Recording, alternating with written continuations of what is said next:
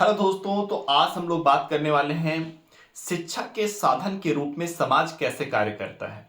Means कि एक समाज बालक को किस प्रकार की शिक्षा दे सकता है और कैसे दे सकता है। तो देखिए, समाज का अर्थ और समाज को कहते किसे हैं।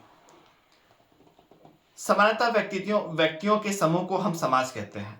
व्यक्तियों के समूह को समाज कहते हैं। इस प्रकार समाज के व्यक्तियों के बीच बने सामाजिक संबंध को हम समाज कहते हैं। जैसे हर एक व्यक्तियों के समूह को समाज नहीं कह सकते। समझिए चीजों को।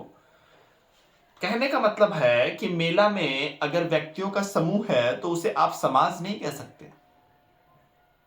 समाज किसे कहेंगे?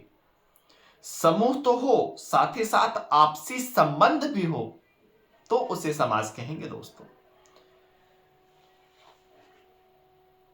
प्रत्येक समाज यह चाहता है कि समाज का प्रत्येक व्यक्ति एक उपयोगी सदस्य व समाज का एक अच्छा नागरिक बने। इसलिए वह शिक्षा की प्रक्रिया को इस प्रकार सुनिश्चित करता है कि व्यक्ति अपने मूल्यों, आकांक्षाओं, आवश्यकताओं एवं आदर्शों से भली भांति परिचित हो सके, उसकी प्राप्ति हेतु अपने आप को योग्य बना सके।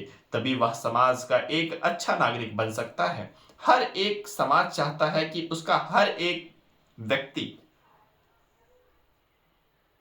समाज के लिए कुछ कार्य करे। समाज की परिभाषा क्या हो सकती है? टॉलकॉट पार्सन्स के अनुसार समाज को उन मानवीय संबंधों को पूर्ण जटिलता के रूप में परिभाषित किया जा सकता है जो साधन तथा साध्य के संबंध द्वारा क्रिया करने में उत्पन्न होती है, वे चाहे वास्तविक हो या प्रतीकात्मक, कुछ भी हो चलेगा। शिक्षा व समाज में संबंध वर्तमान में ही नहीं अपितु प्राचीन काल से ही हमें यह देखने को मिलता है कि समाज के स्वरूप के आधार पर शिक्षा के स्वरूप को भी रखा जाता है। समाज के स्वरूप के आधार पर शिक्षा के स्वरूप को भी रखा जाता है।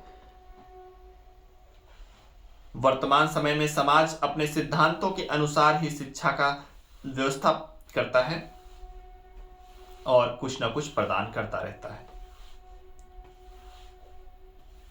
शिक्षा के साधन के रूप में जनसंचार।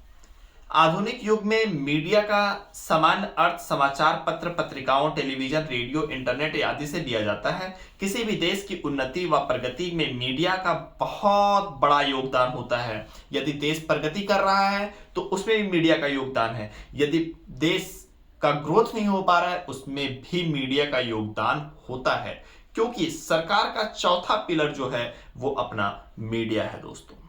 अगर यह कहा जाए कि मीडिया समाज का निर्माण व पुनर्निर्माण करता है तो यह गलत नहीं होगा। इतिहास में ऐसे अनगिनत उदाहरण भरे पड़े हैं जब मीडिया की शक्ति को पहचानते हुए और उनके उपयोग लोक परिवर्तन के भरोसेमंद हथियार के रूप में किया जाता है।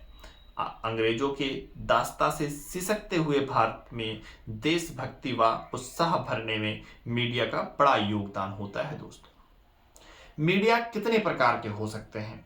एक तो होता है दोस्तों समाचार पत्र, पत्रिकाएं, पुस्तक एवं अध्ययन सामग्री। ये अपना प्रिंट मीडिया है। समाचार पत्र, पत्रिकाएं और पुस्तक एवं अध्ययन सामग्री के प्रिंट मीडिया है। इलेक्ट्रॉनिक मीडिया, जैसा कि आप जानते हैं, तो प्रमुख संचार माध्यमों का दायित्व प्रिंट मीडिया, समाचार पत्र, पत्र पत्रिकाएं, साहित्यिक पुस्तकें। इलेक्ट्रॉनिक मीडिया में क्या क्या आ सकते हैं? इलेक्ट्रॉनिक मीडिया में कंप्यूटर आ सकता है, दूरदर्शन आ सकता है, रेडियो आ सकता है, मल्टीमीडिया आ सकता है, इंटरनेट आ सकता है, मोबाइल आ सकता है। ये सभी हमारे किस में आ जाएंगे बताइए? इलेक्ट्रॉनिक मीडिया में। इलेक्ट्रॉनिक मीडिया का जो है अपना शिक्षा में क्या योगदान है? वर्तमान समय में विज्ञान के विकास एवं संचार क्रांति के माध्यम से इलेक्ट्रॉनिक मीडिया का भी विकास हुआ है। इन साधनों ने संचार क्रांति उत्पन्न कर दी गई है। इन साधनों ने संचार क्रांति उत्पन्न कर दी गई है। आज दुनिया की दूसरी दूरी संकुचित हो गई है। अमेरिका में होने वाली सूचना कुछ मिनटों में ही संपूर्ण भारत तथा दुनिया में पहुंच सकती है। इसलिए वर्तमान समय में इलेक्ट्रॉनिक मीडिया की भूमिका महत्वपूर्ण मानी जाती है। कहने का मतलब यह है कि शिक्षा प्रदान करना हो, कुछ सीखना हो, तो अमेरिका में क्या हो रहा है, नहीं हो रहा है, उससे आप शिक्षा ले सकते हैं मिनटों में। मीन्स की दूरियों को बहुत कम कर दिया गया है। कंप्यूटर कंप्यूटर शिक्षक का स्थानपन का कार्य करता है। इस रूप में छात्र सीधे कंप्यूटर से व्यवहार करता है। इससे छात्र की विचार शक्ति का निर्माण होता है। उसे सही व गलत उत्तर की पहचान होती है, जिससे वह उचित अनुचित में भेद कर सकता है तथा निर्णय शक्ति की क्षमता का विकास होता है। दोस्तों,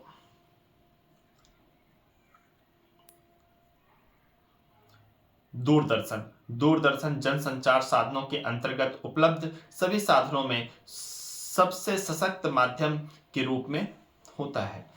रेडियो रेडियो सबसे अधिक प्रभावशाली संचार का माध्यम है। मल्टीमीडिया इसी प्रकार एकत्रित, रिटायर्ड और मैनिपुलेट की गई सूचना है, जिसे प्लेन टेक्स्ट, पिक्चर, श्रव्य, दृश्य और एनिमेशन टाइप की सूचना रहती है। इंटरनेट नेटवर्कों का एक विशाल नेटवर्क है,